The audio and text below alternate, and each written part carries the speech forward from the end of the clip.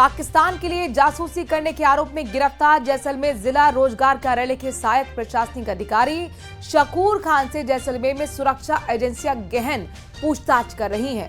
गुरुवार देर रात जयपुर से जैसलमेर लाए गए शकूर खान से जुड़े चौंकाने वाले खुलासे हो रहे हैं, जिसमें उसके पाकिस्तानी खुफिया एजेंसी आईएसआई के साथ गहरे संबंध और कई सालों से गोपनीय सूचनाएं साझा करने की बात सामने आई है।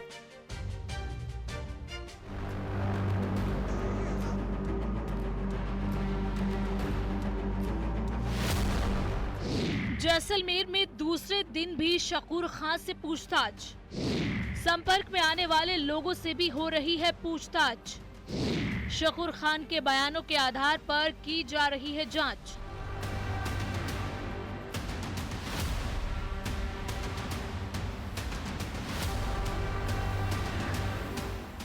पाकिस्तान के लिए जासूसी करने के आरोपी शकूर खान को गुरुवार शाम सुरक्षा घेरे में जैसलमेर लाया गया, जहां से शकूर खान को रोजगार कार्यालय ले जाया गया। उसके सरकारी आवास की तलाशी ली गई। पुलिस उसे सीआईडी कार्यालय भी लेकर गई। जैसलमेर में उसके बैंक खातों, संपत्तियों और स्थानीय लेन देन की भी तेजी से जांच चल रही है। उसके मोबाइल डेटा और नंबरों के आधार पर अन्य संभावित संदिग्धों की तलाश की जा रही है। जैसलमेर में दूसरे दिन आईबी की टीम शकूर खान के संपर्क में आने वाले लोगों से पूछताछ कर रही है। इसके अलावा समरोड स्थित जेआईसी कार्यालय में भी उससे पूछताछ की गई। जासूसी के आरोप में गिरफ्तार शकूर खान से आज लगातार दूसरे दिन पूछताछ की जा रही। जो व्यक्ति शकूर खान के संपर्क में थे उन लोगों को चिन्हित करके जो टीमें ला रही अलग अलग, जो जैसलमेर के सम रोड पर, मैं कैमरामैन से आग्रह करूंगा दृश्य दिखाएंगे। वो सम रोड पर जो जीआईसी कार्यालय है वहां से पूछताछ की जा रही है। शकूर खान से क्यों संपर्क था, क्या मामला, इसको लेकर विभिन्न पहलुओं पर लगातार जाँच की जा रही है। शकूर खान पर पाक को सामरिक सूचना भेजने के आरोप में जो जयपुर में मामला दर्ज हुआ उसे गिरफ्तार कर दिया था। हिरासत में आने के बाद जांच एजेंसियों ने शकूर खान से पहले जयपुर में पूछताछ की। जैसलमेर में आईबी की टीम ने अलग अलग जगहों पर कार्रवाई करते हुए कई कागजात जब्त किए। गौरतलब है कि शकूर खान को 28 मई को हिरासत में लिया गया था और 30 मई को आधिकारिक तौर पर गिरफ्तार किया गया। आईबी की जो टीम है जयपुर से आई है, वो लगातार पूछताछ करी। कल शकूर खान के निवास स्थान मंगलियों की ढाणी कार्यालय, उसके जो सरकारी क्वार्टर है, जहां तमाम जगह तस्दीक की, कागजों की जो कागजात थे उनकी जानकारी ली और अधिकारियों से पूछताछ की और कुछ जगह से लगातार संदिग्ध स्थिति थी उनकी जांच कर रही है। और दूसरे दिन आज जैसलमेर के सम रोड पर जेआईसी कार्यालय में लगातार लोगों से पूछताछ की जा रही है।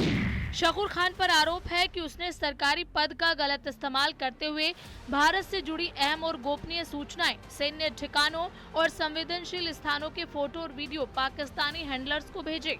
उससे बरामद 3 मोबाइल फोन की फोरेंसिक जांच में पाकिस्तानी नंबरों से चैटिंग के कई सबूत मिले हैं। आरोप है कि शकूर खान पिछले 15 साल में कम से कम 7 बार पाकिस्तान जा चुका है और करीब 60 दिन वहां रहा भी है। शकूर खान दिल्ली स्थित पाकिस्तानी दूतावास के अधिकारियों दानिश और सोहेल कमर से लगातार संपर्क में था। दानिश को हाल ही में भारत से अवांछनीय गतिविधियों में शामिल होने के कारण वापस पाकिस्तान भेजा गया था। केंद्रीय और राज्य स्तरीय एजेंसियां, जिसमें राजस्थान इंटेलिजेंस ब्यूरो, पुलिस और अन्य सुरक्षा एजेंसियां इस मामले की जांच में जुटी हैं। जैसलमेर में उसके बैंक खातों, संपत्ति और स्थानीय लेन देन की गहन जांच चल रही है। उसके करीबी लोगों से पूछताछ हो रही है और हो सकता है कि आने वाले दिनों में कुछ और बड़े खुलासे हों। जैसलमेर से न्यूज़ 18 राजस्थान के लिए सावलदान रत्नू की रिपोर्ट।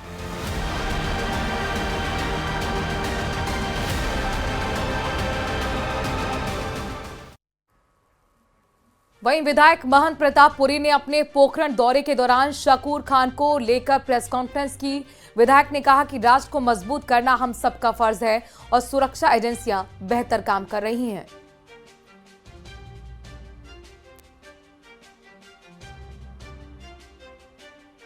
हितार्थ राष्ट्र के लिए, राष्ट्रभक्ति से बढ़कर कोई भक्ति नहीं है। जिन्होंने गद्दारी की देश के साथ में, जो देश के दुश्मन को यहाँ पनपा रहे हैं, उन सब के लिए हम सब एकजुट होकर के एक स्वर में हमारा वापस वही परिचय दें कि सीमा पर रहने वाला प्रत्येक नागरिक राष्ट्रभक्ति से ओतप्रोत है और सीमा के प्रहरी बन करके हम खड़े हैं। हमारे यहाँ यदि कोई गद्दार खड़ा हुआ तो उसको पनपने नहीं देंगे, आगे भी कोई गद्दार खड़ा नहीं हो। अब आगे की कार्रवाई बारीकी से हो। प्रजातंत्र को चुनौती देकर के परिवार तंत्र को पनपा रहे हैं और उसमें भी हमारी सहभागिता है। हम अपने छोटे छोटे निहित स्वार्थों के कारण एक प्रजातंत्र को चुनौती देकर एक परिवार तंत्र को खड़ा करने में हमारा यदि कहीं की सहभागिता, तो हमारे ऊपर भी दोषारोपण आता है। मारो राजस्थान में बात अब डोटासरा की करते हैं। दरअसल गोविंद सिंह डोटासरा ने बीजेपी पर निशाना साधते हुए कहा कि केंद्र की बीजेपी सरकार देश के संविधान को कमजोर करने का काम कर रही है। उन्होंने श्रीगंगानगर जिला प्रमुख पद को लेकर चुनाव न कराने पर नाराजगी भी जताई है। डोटासरा ने कहा कि ये लोकतांत्रिक प्रणाली की अनदेखी है। उन्होंने 73वें और 74वें संविधान संशोधन का हवाला देते हुए कहा है कि पंचायत और निकाय चुनाव 5 वर्षों के भीतर कराना अनिवार्य है। उपचुनाव 6 महीने में कराने होते हैं, लेकिन बीजेपी सरकार ने बार बार चुनाव स्थगित कर लोकतंत्र का गला घोटा है। संविधान में लिखा हुआ है कि कम बहुमत होने के बावजूद भी वहां पर बीजेपी शासन करेगी और जिला परिषद चलाएगी। ये कौन से संविधान में है? भजन लाल जी मुझे बता देना, अगर आपके पास कोई संविधान की कानून की किताब हो तो। कौन से संविधान में लिखा हुआ है कि 6 महीने बाद में भी आप चुनाव नहीं कराओगे, बार बार चुनाव टालने का काम करोगे? आज 12 महीने से ज्यादा हो गए, यहाँ का जिला परिषद का चुनाव नहीं करवाया जा रहा है। और वो इसलिए नहीं करवाया जा रहा है कि इनकी शिट्टी बिट्टी गुम होने वाली है। ये नकली जो जिला प्रमुख बना करके बैठा रखा है, इनकी कुर्सी जाने वाली है। और अब बात उस खबर की करते हैं जिसकी चर्चा सुबह से लगातार बनी हुई है। दरअसल जयपुर में डमी कैंडिडेट बैठाकर फर्जी तरीके से एमबीबीएस कर चुके डॉक्टर्स मामले को लेकर डीसीपी वेस्ट अमित कुमार ने बहुत बड़ा खुलासा किया है। अमित कुमार ने बताया कि राजधानी जयपुर के चौमू थाने में मुकदमा दर्ज हुआ था, जिसकी जांच जब की गई तो 2 डॉक्टर्स को गिरफ्तार कर एक डॉक्टर को मामले में दस्तयाब किया गया। अमित कुमार ने बताया कि साल 2020 में आयोजित परीक्षा को लेकर चौमू थाने में एक केस दर्ज हुआ था और इसी मुकदमे के तहत ये बताया गया था कि परीक्षा में सचिन गोरा की जगह अजीत गोरा की फोटो लगाकर आवेदन किया गया था, जिसमें सचिन की जगह अजीत ने परीक्षा दी थी। इस परीक्षा के आधार पर सचिन गोरा को जोधपुर के एम्स अस्पताल में एडमिशन मिला, जबकि सचिन गोरा नाम के युवक ने कोई परीक्षा दी ही नहीं थी। उन्होंने बताया कि पूरे मामले का सौदा 7 लाख में हुआ था। दिन पहले एक चौमू थाने में मुकदमा दर्ज हुआ, जिसमें परिवादी ने बताया कि एक छात्र जिसका नाम सचिन है उसकी जगह डमी कैंडिडेट के तौर पे कोई दूसरा कैंडिडेट बैठा है और इस तरह एग्जाम में धांधली करके और अनफेयर मींस का इस्तेमाल करके उसने जोधपुर एम्स में अपना एडमिशन लिया और इसी मजमून पर एफआईआर दर्ज होकर अनुसंधान आरंभ हुआ। जब अनुसंधान के क्रम में तथ्य जुटाए गए तो अनुसंधान अधिकारी अशोक जी चौहान द्वारा एनटीए से और संबंधित संस्थाओं से रिकॉर्ड लेने का कार्य आरंभ हुआ।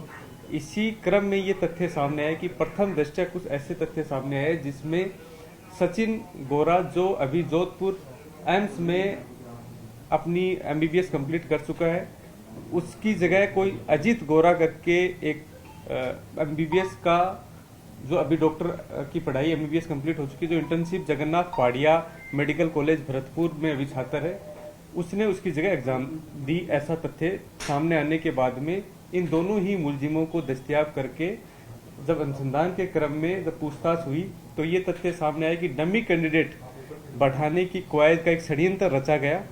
उस कवायद में सुभाष, जो चौमू का ही निवासी है, उसके माध्यम से, जो कि एक डॉक्टर भी है, उसके माध्यम से पैसे के लेन देन के मंशा से, और इन दोनों, जो एक था जिसने एग्जाम दी डमी कैंडिडेट बनकर, एक था जो लाभार्थी रहा सचिन गोरा, इस तरह इस षड्यंत्र में डमी कैंडिडेट बैठाकर एग्जाम में अनुचित साधनों का प्रयोग करते हुए लाभ लिया गया। इसी क्रम में इन दोनों को गिरफ्तारी किया गया, तीसरे को अभी दस्तयाब किया गया, जिसको शीघ्र ही गिरफ्तार किया जाएगा।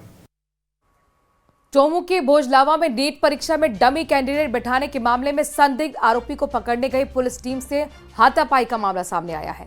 पुलिस ने इस मामले में एक आरोपी की गिरफ्तारी की है। गिरफ्तार आरोपी अर्जुन लाल भोजलावा गांव का रहने वाला है।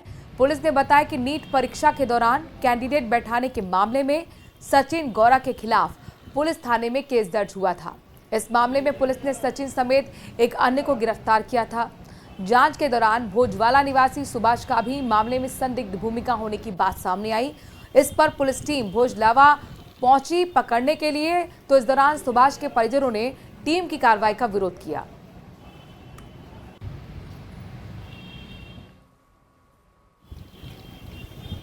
अधिकारियों के निर्देश पर यहाँ भोजलावा में एक आरोपी के घर पे पुलिस गई थी मौके पे, और आरोपी को पकड़ने पर उसके परिजनों ने विरोध किया। उसके आस पड़ोस में जो उसके रिश्तेदार थे उन्होंने भी थोड़ा सा विरोध किया, पुलिस के साथ नोकझोंक की। मौके पर जाब्ते के साथ पहुंचकर और उनमें से आरोपी को भी डिटेन कर लिया हमने, और जो ज़्यादा परिस्थिति वहाँ बिगाड़ रहा था उस व्यक्ति को लाके हमने शांति भंग के आरोप में गिरफ्तार किया। और आज तीर्थयात्रियों के लिए खास दिन रहा है। दरअसल जयपुर के दुर्गापुरा रेलवे स्टेशन से शुक्रवार शाम 4 बजे देवस्थान विभाग की वरिष्ठ नागरिक तीर्थ यात्रा योजना के तहत पहली एसी ट्रेन रामेश्वरम के लिए रवाना हुई है। मुख्यमंत्री ने इस ट्रेन को हरी झंडी दिखाकर रवाना किया है। आपको हम रिपोर्ट दिखाते हैं।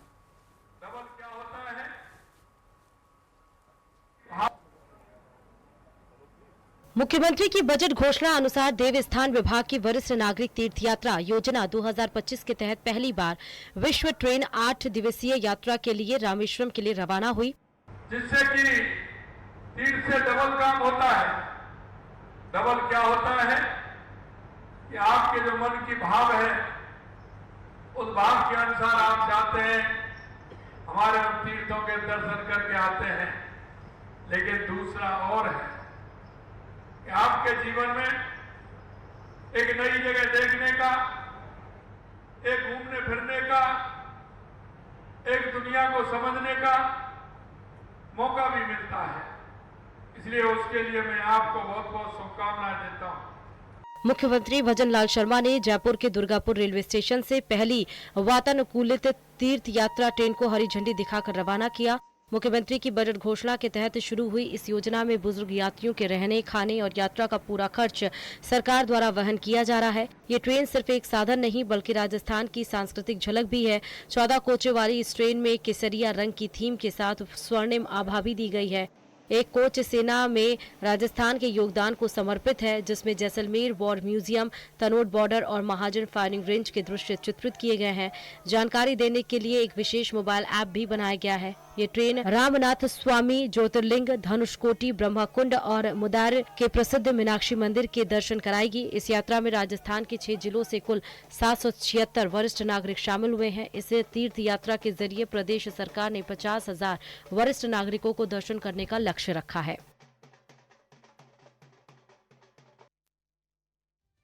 मारो राजस्थान में वक्त हो गया है एक ब्रेकिंग न्यूज का। आपको बताते हैं खैरतर तिराना से आ रही बड़ी खबर। खुशखेड़ा से दरअसल ब्रेकिंग न्यूज है, जहां पर गिनॉक्स ऑयल्स प्राइवेट लिमिटेड कंपनी में छापेमारी हुई है। कृषि विभाग ने 325 बैग अवैध यूरिया जब्त किया है। टीम ने यूरिया का नमूना जांच के लिए भेज दिया है। टीम द्वारा निरीक्षण करने पर डीजल एग्जॉस्ट फ्लूइड बनाने में उपयोग होने वाले टेक्निकल यूरिया के स्थान पर किसानों के लिए उपयोगी कृषि यूरिया का इस्तेमाल हो रहा था, जो अवैध रूप से यहां पर इस्तेमाल हो रहा था। जब्त किए गए यूरिया के बैगों पर कोई ब्रांड या निर्माता का नाम भी अंकित नहीं था।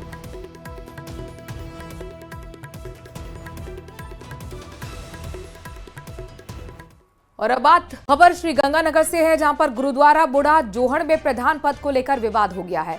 इस पर महापंचायत तक बुलाए गए। इस दौरान शांति व्यवस्था को कायम रखने के लिए पुलिस जाब्ते की भी तैनाती रही है। तो गुरुद्वारा बूढ़ा जोहड़ में प्रधान पद को लेकर विवाद दरअसल गर्मा गया था, लिहाजा महापंचायत को भी बुलाया गया। इस बीच शांति व्यवस्था को कायम रखने के लिए कानून व्यवस्था बनी रहे, इसको लेकर पुलिस जाब्ता की भी तैनाती वहां पर की गई।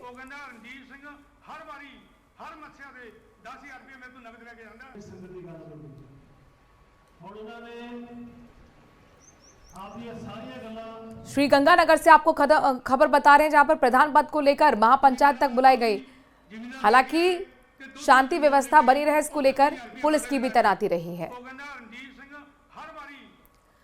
और खबरों में आगे बढ़े, लेकिन उससे पहले एक ब्रेकिंग न्यूज आपको बताते हैं। भरतपुर से बड़ी खबर है, जहां पर क्रशर पर कार्य करने वाले व्यक्ति के साथ हादसा हो गया है। डस्ट छानते वक्त ढाई गिरने से मजदूर की मौत हो गई। यूपी के बलिया का रहने वाला था मृतक। पोस्टमार्टम कराया गया। बयाना थाना इलाके की झील चौकी की जसवंत नगर की घटना है। क्रशर पर बिना मानकों के काम यहां पर मजदूर कर रहा था। मजदूर के पास जब वो काम कर रहा था तो कोई उपकरण भी नहीं था। अचानक से ढाई गिरी और नीचे दबकर मजदूर की मौत हो गई।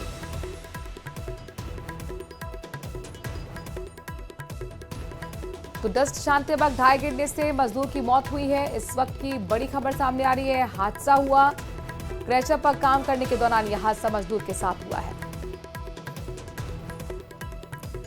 और विजयनगर ब्लैकमेल कांड की आप बात करते हैं। दरअसल एक बड़ा अपडेट आज सामने आया। ब्यावर जिले की विजयनगर में हुए ब्लैकमेल कांड को लेकर लगातार गिरफ्तारियां हुई और इसमें गिरफ्तार हुए कैफे संचालक श्रवण कुमार और 2 अन्य नाबालिग आरोपियों द्वारा कोर्ट में जमानत याचिका लगाई गई, जिसे कोर्ट ने खारिज कर दिया है। बता दें कि विजयनगर थाने में फरवरी महीने में 3 नाबालिग पीड़ितों द्वारा ब्लैकमेल कर रेप की रिपोर्ट दर्ज कराई गई थी। इस मामले में 11 आरोपियों की गिरफ्तारी हुई थी और 5 नाबालिग लड़कों को पकड़ा गया था। इनमें आरोप लगाया गया था कि धर्म विशेष के लोगों द्वारा ही धर्मांतरण कराने वाले नाबालिग लड़कियों को कलमा पढ़ाने के लिए उन्हें फोर्स किया जाता था, नमाज पढ़ाने के लिए फोर्स किया जाता था। 18 साल के बाद लिखा करने का दबाव उन पर बन रहा था और इस मामले में लगातार सुनवाई अब चल रही है।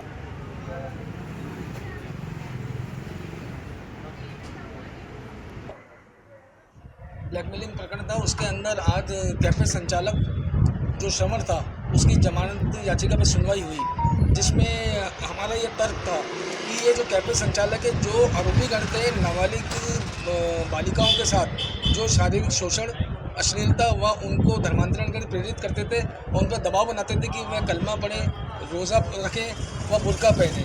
उसमें जो सारा कृत्य था, उसके जो कैफ़े का संचालक था श्रवण, चिल आउट कैफ़े के नाम से वह संचालित करता था, वह उन जो आरोपीगण हैं उनके लगातार संपर्क में था।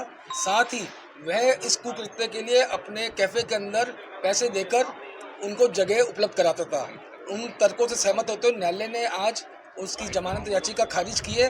साथ ही इस प्रकरण को अति संवेदनशील माना है। राजस्थान रोडवेज ने झुंझुनू डिपो के मुख्य प्रबंधक समेत 24 कर्मचारियों को सस्पेंड कर दिया है। इनमें से 16 कर्मचारी 3 साल से सिर्फ कागजों में ही काम कर रहे थे। ये कर्मचारी बिना ऑफिस आए और काम किए बिना फर्जी अटेंडेंस लगाकर वेतन उठा रहे थे। ब्यावर वाला खारिज हुआ ना। झुंझुनू रोडवेज डिपो पर बड़ा एक्शन, 24 अधिकारी और कर्मचारी सस्पेंड। एसीबी की शिकायत के बाद हुई कार्रवाई। रोडवेज मुख्यालय की ओर से अब तक का भ्रष्टाचार पर सबसे बड़ा एक्शन देखने को मिला है। झुंझुनू रोडवेज बस डिपो के चीफ मैनेजर सहित करीब 2 दर्जन कर्मचारी हैं, उनको निलंबित कर दिया गया है। दरअसल जयपुर एसीबी को एक गुप्त शिकायत मिली थी, जिसमें बताया गया था कि झुंझुनू रोडवेज बस डिपो में 3 साल से मिलीभगत कर बगैर ड्यूटी किए हुए यहाँ के कर्मचारियों द्वारा हर माह वेतन उठाया जा रहा है। साथ ही शिकायत के साथ कुछ यूपीआई कोड हैं, वो भी संलग्न करते हुए शिकायत की गई थी, जिसके बाद एसीबी मुख्यालय की ओर से रोडवेज मुख्यालय को ये निर्देश दिए गए कि इस मामले में जांच करवाई जाए। एसीबी की ओर से मिली शिकायत के बाद रोडवेज एमडी पुरुषोत्तम शर्मा के निर्देश पर रिकॉर्ड खंगाला गया। 2 बार जांच हुई और सच्चाई सामने आ गई।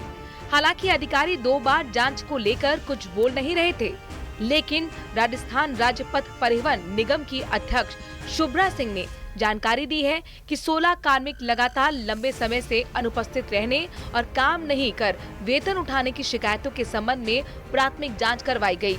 जांच के आधार पर 24 अधिकारियों और कर्मचारियों को सस्पेंड कर दिया गया है। वहीं इस कार्रवाई के बाद झुंझुनू डिपो में हड़कंप मचा हुआ है। डर की लहर उन जगहों तक भी पहुंची है जहां अब तक प्रॉक्सी ड्यूटी और भ्रष्टाचार का खेल बेखौफ चल रहा था। वहीं दूसरी ओर खुलासे के बाद रोडवेज एमडी पुरुषोत्तम शर्मा ने प्रदेश भर के डिपो मैनेजर्स के लिए सख्त निर्देश जारी कर दिए हैं। नए आदेश के मुताबिक अब डिपो मैनेजर हफ्ते में सिर्फ 3 दिन निरीक्षण करेंगे, बाकी दिन बुकिंग ऑफिस में रहकर निगरानी करेंगे। इसके अलावा हर यात्री टिकट लेकर ही चढ़ेगा। ये जिम्मेदारी डिपो मैनेजर की ही होगी।